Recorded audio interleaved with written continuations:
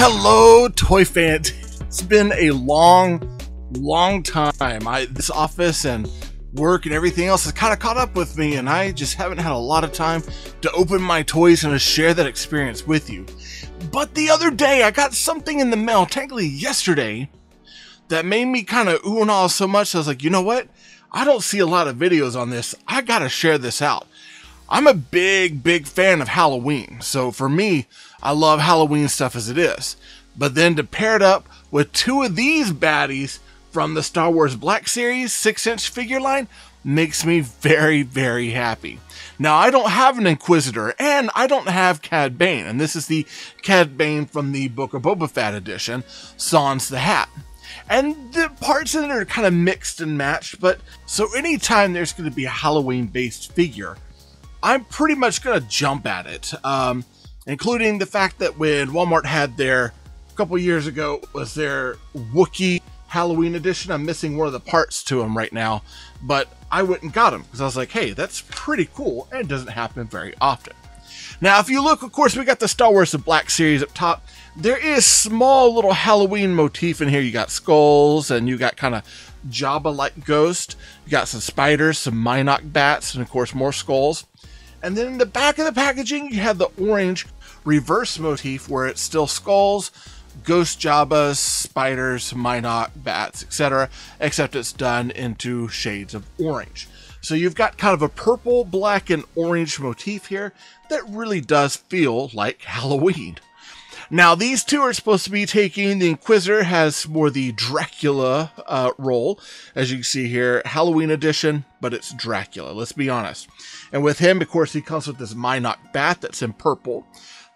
Pretty cool, have him in bat form. And then you get a knife, a sheath, and kind of a wooden stake to kind of eye over to the idea that this is, of course, Dracula. On the other end, with Cad Bane over here, of course, you get Cad Bane with the purple shirt, kind of a gray trench coat and gray pants, reminiscent of Frankenstein's monster. And of course, you can see the stitches across the head. He has an electro staff tubing over here with the electric sparks on it, which is perfect for Frankenstein. And then he has a little Igor here, of course, which is our Babu Frick. And I believe his little headset moves for that 6-inch. So this is going to be interesting because there's some small pieces and I really don't want to lose them. But this is pretty cool. Of course, going to the back of the package, you've got, you know, the Star Wars Black Series, Inquisitor Halloween Edition, and Duros Bounty Hunter Halloween Edition. Gonna celebrate the season with specially designed Star Wars figures from the Black Series, and that says that in multitudes of different languages. And of course, over here you get the Inquisitor, it looks like almost like fangs, and then you get the Duros or Cad Bane, of course, with the stitches on the head. It looks really cool. You see that Babu Frick goes with Cad Bane, the Mynock bat, of course, goes with the Inquisitor. Really cool packaging. Of course, on the sides, you get a repeat of those holographic images that are on the back, but nothing too spectacular. Now, we've got this on a window, and previous Halloween editions, the Trooper that was the Skull Trooper came on a windowless box. The Wookiee came on a windowless box. It's the first time we're getting it in a windowed box, and I'm not sure how I feel about it. I like seeing the figure, but I'm also going to want to take my figures out, play with them. So for me, I kind of like the idea of having their images on the box, so that way I can present the box and show them.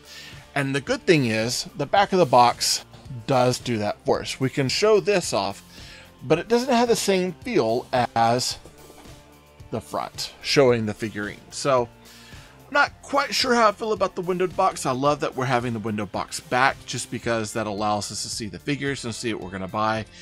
But at the same time, for display, having the figures out in front of it, an empty box doesn't necessarily work the way I want it to. And these are kind of, so far, it seems to be kind of hard to find.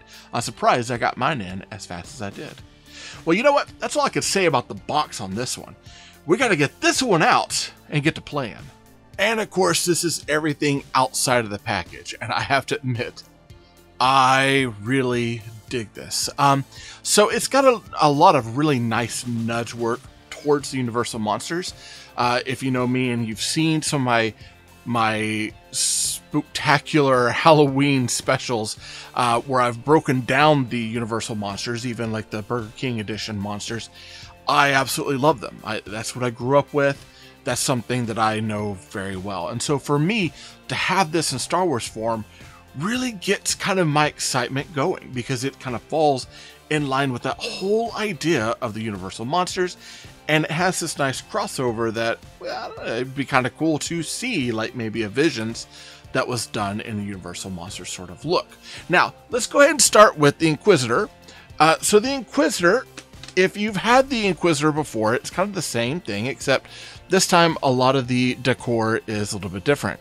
Instead of him having the completely bald head, they actually found that natural ridge, and they put almost like a hairline on him, still keeping his facial tattoos there, but they made it to where he was Dracula-esque with the widow's peak, and even like kind of the golden eyes, blood-drawn eyes. But everything else is very much Inquisitor. You have, of course, this is painted white this time, red there. No, there's no silvering on the badge. I think that probably should have had a little bit of silvering, kind of like his buckle.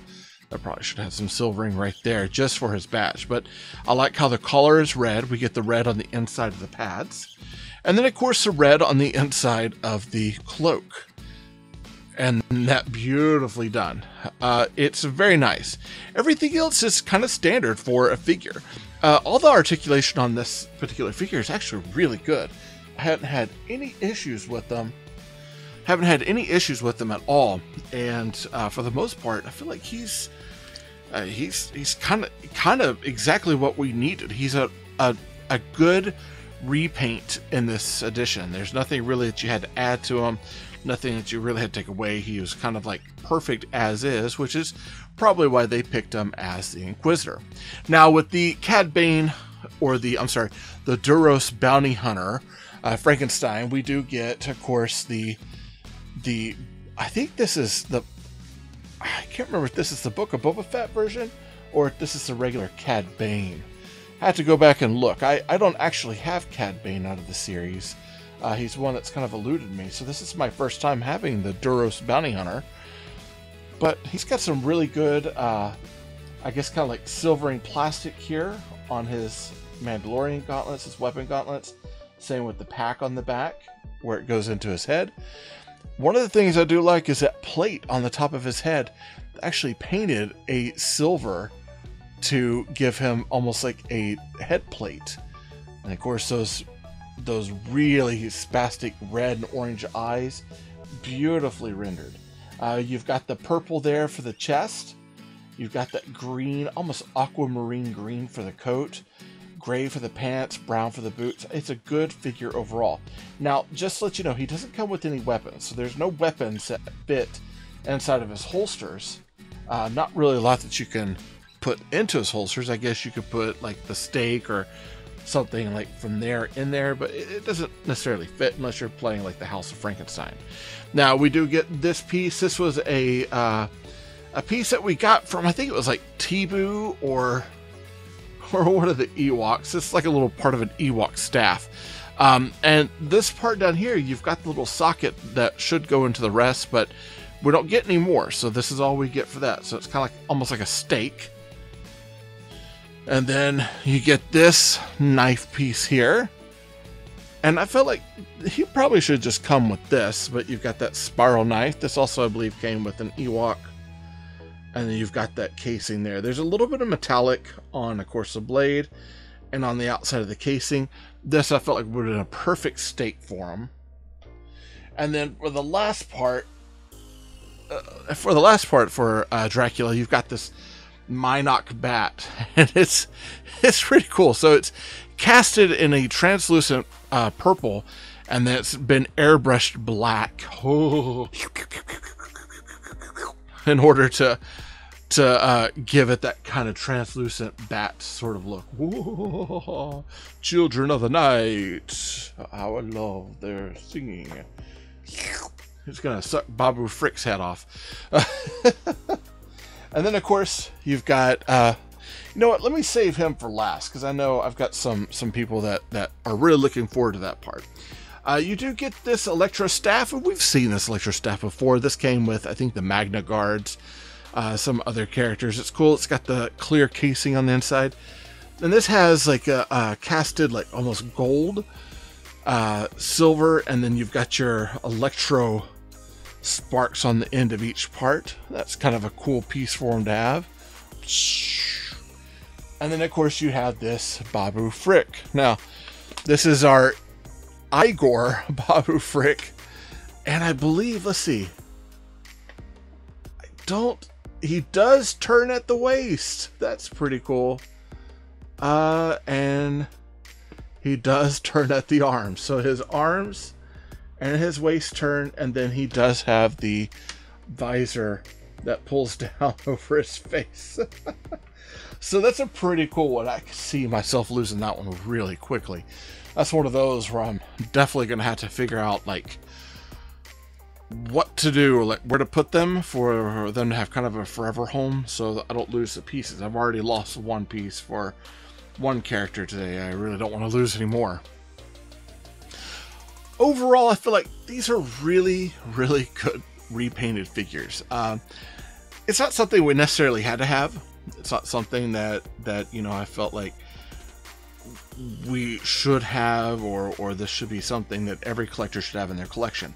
But I will say, I know every year they do a Christmas run of figures, and I see them. I like the Christmas run, but I've always been a big fan of Halloween. And for me, I want to see more Halloween stuff. Now, I don't like it when Hasbro goes on the quiet and they don't really announce like what they're going to do, or they announce it like the day of that they're doing pre-orders, and it gets kind of fuzzy, or it gets a little weird. It makes it hard to follow all the news. So for me, I was very happy to get this, because again, I missed the one last year, which was the Skull Trooper, and it's one that I'm trying to find now, though he runs $50 or so. I can't always justify that cost.